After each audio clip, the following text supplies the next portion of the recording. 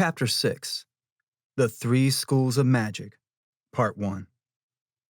Karasora, do what thou wilt shall be the whole of the law. Here is the first section of M. Gerard Amont's promised essay. It was originally called The Three Schools of Magic.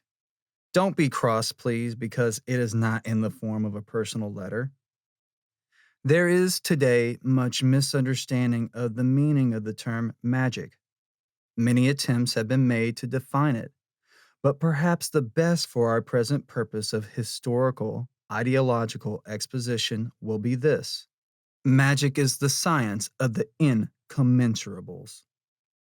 This is one of the many restricted uses of the word, one suited to the present purpose. It is particularly to be noted that magic, so often mixed up in the popular idea of religion, has nothing to do with it. It is, in fact, the exact opposite of religion. It is even more than physical science, its irreconcilable enemy. Let us define this difference clearly. Magic investigates the laws of nature with the idea of making use of them. It only differs from profane science by always keeping ahead of it. As Fraser has shown, magic is science in the tentative stage. But it may be, and often is, more than this. It is science which, for one reason or another, cannot be declared to the profane. Religion, on the contrary, seeks to ignore the laws of nature, or to escape them by appeal to a postulated power which is assumed to have laid them down. The religious man is, as such, incapable of understanding what the laws of nature really are. They are generalizations from the order of observed fact. The history of magic has never been seriously attempted. For one reason, only initiates pledged to secrecy know much about it. For another, every historian has been talking about some more or less conventional idea of magic, not of the thing itself. But magic has led the world from before the beginning of history, if only for the reason that magic has always been the mother of science. It is, therefore, of extreme importance that some effort should be made to understand something of the subject, and there is, therefore, no apology necessary for essaying this brief outline of its historical aspects. There have always been, at least in nucleus, three main schools of philosophical practice. We use the word philosophical in the old good broad sense, as in the phrase philosophical transactions of the Royal Society for the Advancement of Knowledge. It is customary to describe these three schools as yellow, black, and white. The first thing necessary is to warn the reader that they must by no means be confounded with racial distinctions of color, and they correspond less with conventional symbols such as yellow caps or yellow robes, black magic, white witchcraft, and the like. The danger is only the greater that these analogies are often as alluring as they prove on examination to be misleading. These schools represent three perfectly distinct and contrary theories of the universe, and, therefore, practices of spiritual science. The magical formula of each is as precise as a theorem of trigonometry. Each assumes as fundamental a certain law of nature, and the subject is complicated by the fact that each school, in a certain sense, admits the formula of the other two. It merely regards them as in some way incomplete, secondary, or illusory. Now, as will be seen later, the yellow school stands aloof from the other two by the nature of its postulates. But the black school and the white are always more or less in active conflict. And it is because just at this moment that conflict is approaching a climax that it is necessary to write this essay. The adepts of the white school consider the present danger to mankind so great that they are prepared to abandon their traditional policy of silence in order to enlist in their ranks the profane of every nation. We are in possession of a certain mystical document, Liber 418, the vision and the voice, which we may describe briefly for convenience sake as an apocalypse of which we hold the keys, thanks to the intervention of the Master who has appeared at this grave conjuncture of fate. This document consists of a series of visions in which we hear the voice of the various intelligences whose nature it would be hard to define, but who are at the very least endowed with the knowledge and power far beyond anything that we are accustomed to regard as proper to the human race. We must quote a passage from one of the most important of these documents. The doctrine is conveyed, as is customary among initiates, in the form of a parable. Those who have attained even a mediocre degree of enlightenment are aware that the crude belief of the faithful and the crude infidelity of the scoffer, with regard to matters of facts, are merely childish. Every incident in nature, true or false, possesses a spiritual significance. It is this significance, and only this significance, that possesses any philosophical value to the initiate. The orthodox need not be shocked, and the enlightened need not be contemptuous, to learn that the passage which we are about to quote is a parable based on the least decorous of the biblical legends which refer to Noah. It simply captures for its own purposes the convenience of Scripture. Here follows the excerpt from that vision. Quote, "And a voice cries, Cursed be he that shall uncover the nakedness of the Most High, for he is drunken upon the wine that is the blood of the adepts. And Babylon hath lulled him to sleep upon her breasts, and she hath fled away and left him naked.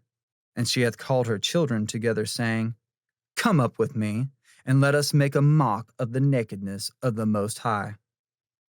And the first of the adepts covered his shame with a cloth, walking backwards, and was white. The second of the adepts covered his shame with a cloth, walking sideways, and was yellow. And the third of the adepts made a mock of his nakedness, walking forward, and was black. And these are the three great schools of the Magi, who are also the three Magi that journeyed into Bethlehem. And because thou hast not wisdom, thou shalt not know which school prevaileth, or if the three schools be not one." End quote. We are now ready to study the philosophical basis of these three schools. We must, however, enter a caveat against too literal an interpretation, even of the parable. It may be suspected, for reasons which should be apparent after further investigation of the doctrines of the three schools, that this parable was invented by an intelligence of the black school, who was aware of his inequity and thought to transform it into righteousness by the alchemy of making a boast of it. The intelligent reader will note the insidious attempt to identify the doctrine of the black school with the kind of black magic that is commonly called diabolism. In other words, this parable is itself an example of an exceedingly subtle black magical operation, and the contemplation of such devices, carried far enough, brings us to an understanding of the astoundingly Ophidian processes of magicians. Let not the profane reader dismiss such subtleties from his mind as negligible nonsense. It is cunning of this kind that determines the price of potatoes. The above digression is perhaps not so inexcusable as it may seem on a first reading. Careful study of it should reveal the nature of the thought processes which are habitually used by the secret masters of the human race to determine its destiny. When everyone has done laughing, I will ask you to compare the real effects produced on the course of human affairs by Caesar, Attila, and Napoleon on the one hand, and of Plato, the encyclopedias, and Karl Marx on the other. The yellow school of magic considers, with complete scientific and philosophical detachment, the fact of the universe as a fact. Being itself a part of that universe, it realizes its impotence to alter the totality in the smallest degree. To put it vulgarly, it does not try to raise itself from the ground by pulling at its socks. It therefore opposes to the current of phenomena no reaction either of hatred or of sympathy. So far as it attempts to influence the course of events at all, it does so in the only intelligent way conceivable. It seeks to diminish internal friction. It remains, therefore, in a contemplative attitude. To use the terms of Western philosophy, there is in its attitude something of the stoicism of Zeno, or the Pickwickianism, if I may use the term, of Epicurus. The ideal reaction to phenomena is that of perfect elasticity. It possesses something of the cold bloodedness of mathematics, and for this reason, it seems fair to say, for the purposes of elementary study, that Pythagoras is its most adequate exponent in European philosophy. Since the discovery of Asiatic thought, however, we have no need to take our ideas at second hand. The yellow school of magic possesses one perfect classic, the Tao Te King. It is impossible to find any religion which adequately represents the thought of this masterpiece. Not only is religion as such repugnant to science and philosophy, but from the very nature of the tenets of the yellow school, its adherents are not going to put themselves to any inconvenience for the enlightenment of a lot of people whom they consider to be hopeless fools. At the same time, the theory of religion, as such, being a tissue of falsehood, the only real strength of any religion is derived from its pilferings of magical doctrine.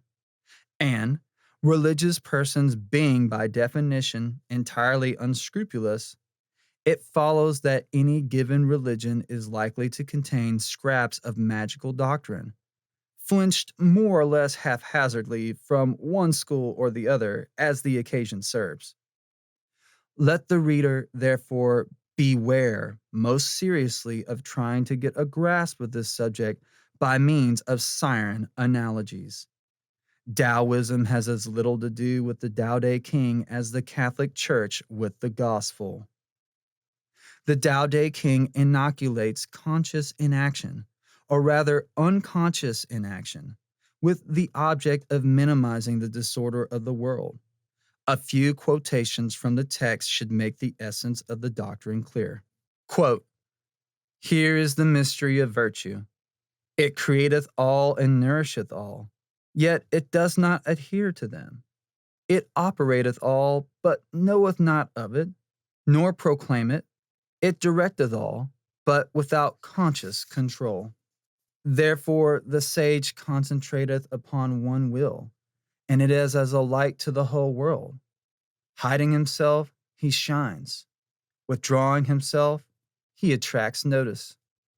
Humbling himself, he gains the force to achieve his will. Because he doesn't strive, no man can strive against him.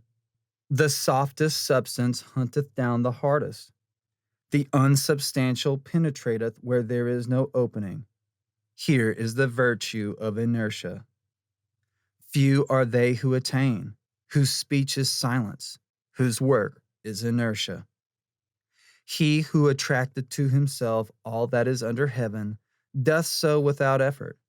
He who makes an effort is not able to attract it. The wise man is foursquare and avoids aggression. His corners do not injure others. He moves in a straight line and turns not aside therefrom. He is brilliant, but does not blind with his brightness. Do great things while they are yet small, hard things while they are yet easy.